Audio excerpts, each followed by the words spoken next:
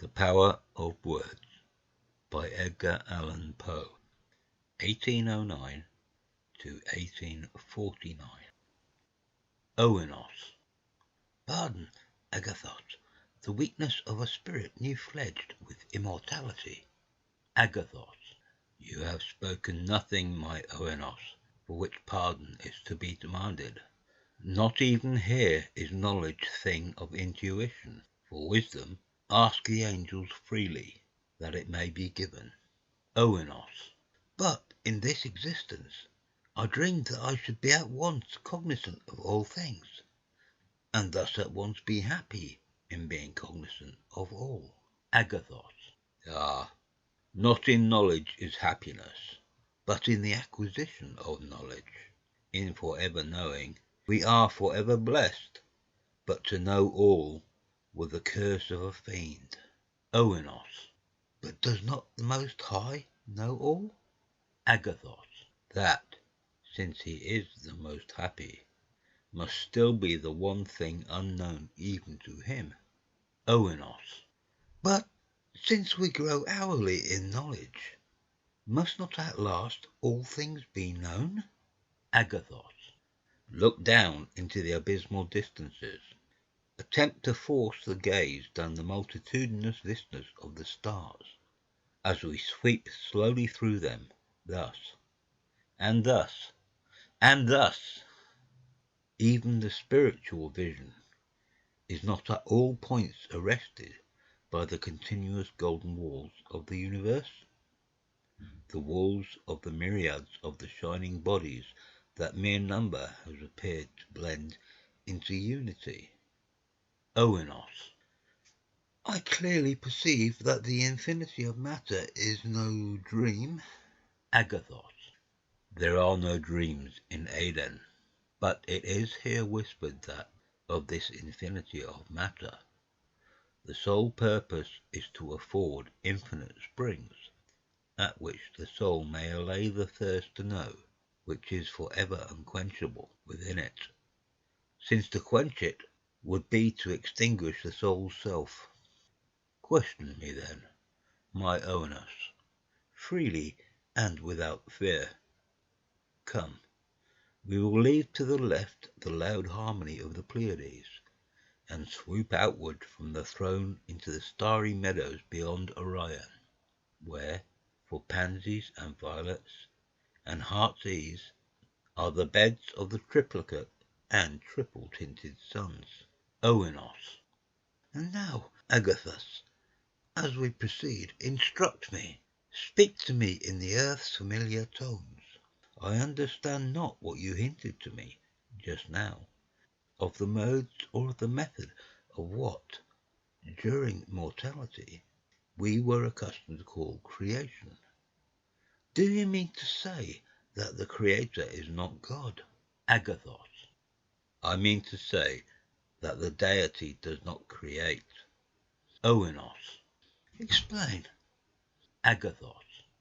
In the beginning only he created.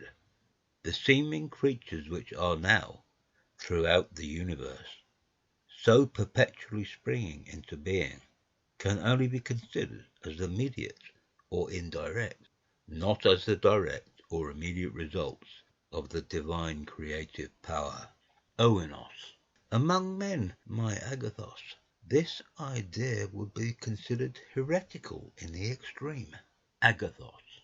Among angels, my Oenos, it is seen to be simply true. Oenos.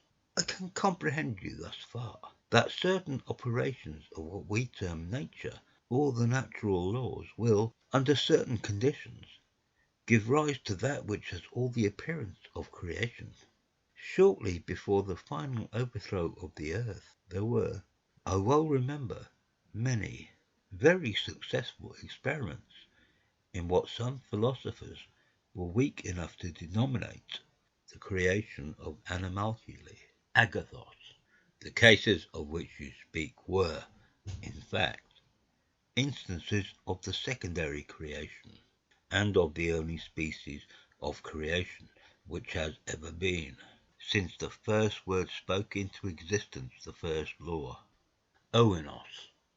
Are not the starry worlds that, from the abyss of non-entity, burst hourly forth into the heavens? Are these not stars? Agathos, the immediate handiwork of the king? Agathos, let me endeavour, my Oenos, to lead you, step by step, to the conception I intend. You are well aware that, as no thought can perish, so no act is without infinite result. We moved our hands, for example, when we were dwellers on the earth, and, in so doing, gave vibration to the atmosphere which engirdled it. This vibration was indefinitely extended, till it gave impulse to every particle of the earth's air, which thenceforward and for ever was actuated by one movement of the hand. This fact the mathematicians of our globe well knew. They made the special effects, indeed, wrought in the fluid of special impulses, and subject of exact calculation, so that it became easy to determine in what precise period an impulse of given extent would engirdle the globe, and impress, for ever, every atom of the atmosphere circumambient, and who saw that a portion of these results were accurately traceable through the agency of algebraic analysis, who saw, too, the facility of the retrogradation.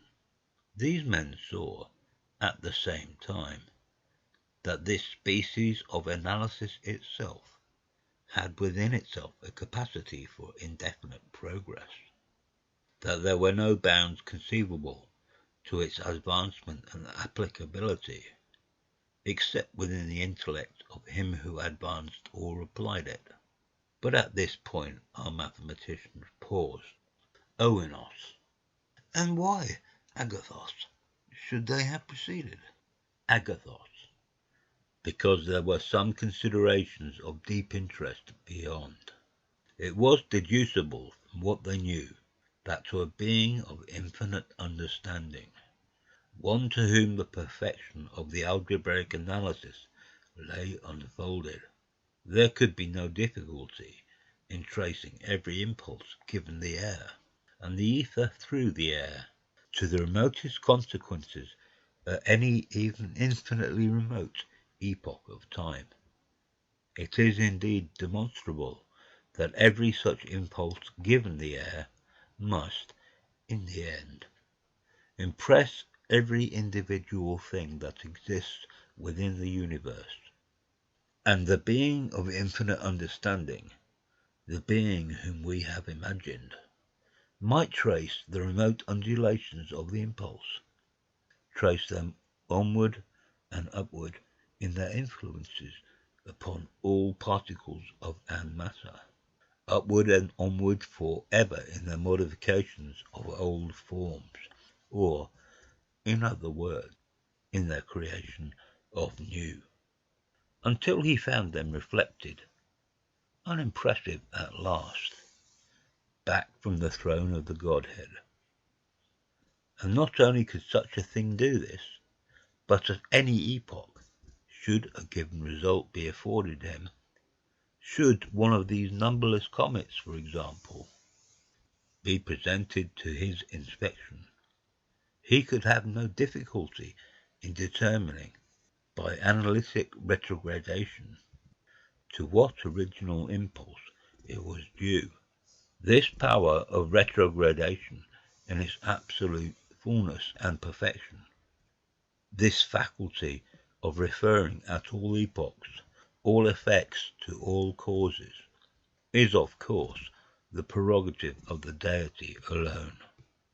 But in every variety of degree, short of the absolute perfection, is the power itself exercised by the whole host of the angelic intelligences. Oenos. But you speak merely of impulses upon the air. Agathos.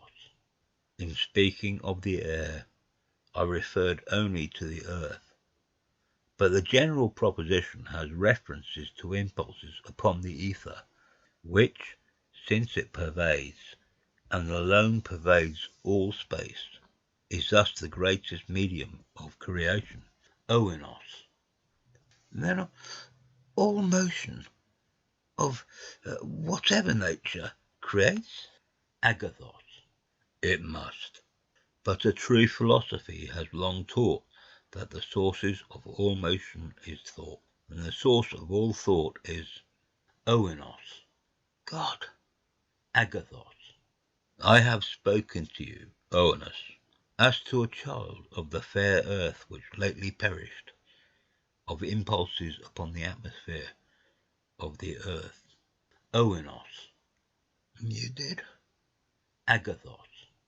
And while I thus spoke, did there not cross your mind some thought of the physical power of words? Is not every word an impulse on the air? Oenos. But why, Agathos, do you weep?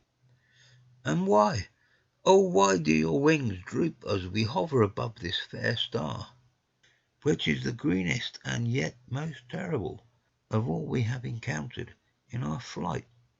Its brilliant flowers look like a fairy dream, but its fierce volcanoes like the passions of a turbulent heart. Agathos. They are. This wild star. It is now 3 centuries since, with clasped hands and streaming eyes, at the feet of my beloved, I spoke it, with a few passionate sentences, into birth. Its brilliant flowers are the dearest of all unfulfilled dreams, and its raging volcanoes are the passions of the most turbulent and unhallowed of hearts. End of The Power of Words by Edgar Allan Poe.